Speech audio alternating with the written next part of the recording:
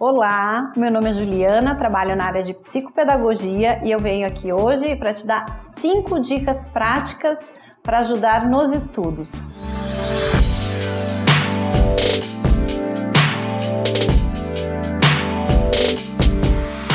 Primeira dica, ambiente. Temos que pensar no ambiente. É importante quando a gente vai estudar, quando o nosso filho vai estudar uma determinada matéria, que ele esteja confortável, não demais a ponto de estar deitado e isso acaba gerando um relaxamento muito grande e que acaba ficando com sono.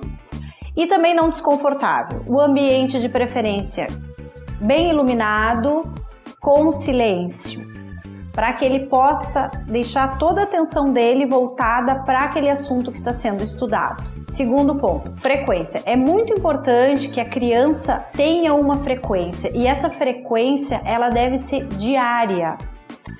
Um pouco por dia é suficiente e muito mais importante do que estudar muito antes da prova, por exemplo.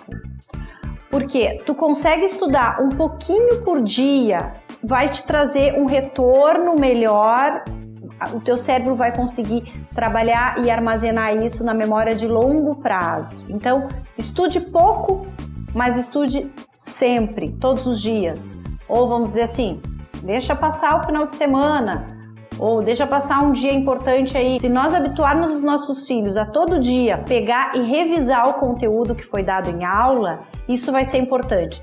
Se a criança estudou de manhã, revisa à tarde.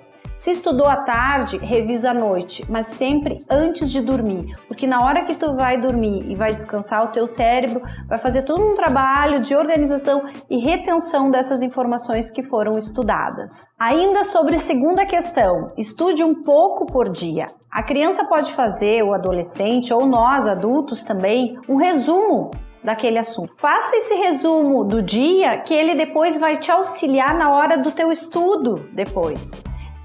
A matéria vai ser mais fácil de ser estudada desta forma.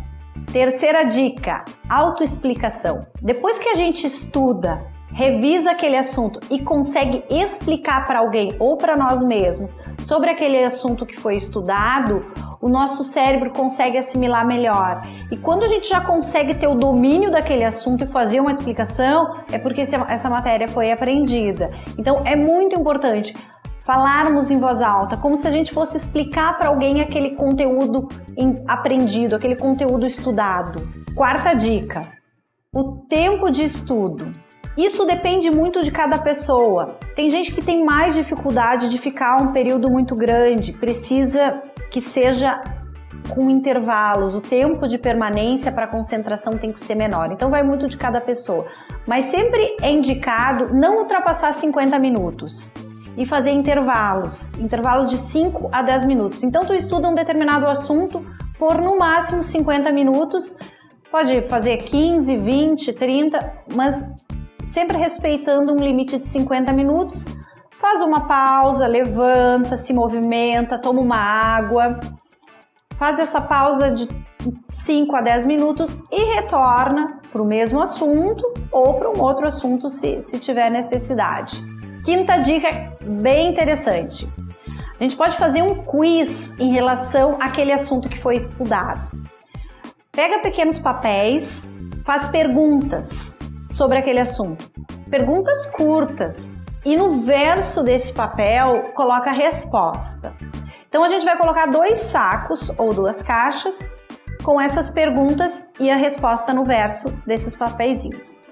Então a gente estudou e depois quer dar uma revisada, pega um papel, faz a pergunta, responde. Se a tua resposta estiver correta, tu coloca num saquinho verde, vamos dizer, e um saquinho vermelho, ou alguma coisa que diferencie um e outro, que um vai ser das perguntas em que tu já acertaste e o outro das perguntas ainda que não, daquele assunto que ainda não está dominado. Então, caso tu faça a pergunta e a resposta seja errada, devolve para aquele mesmo saquinho de onde tu pegou anteriormente, certo?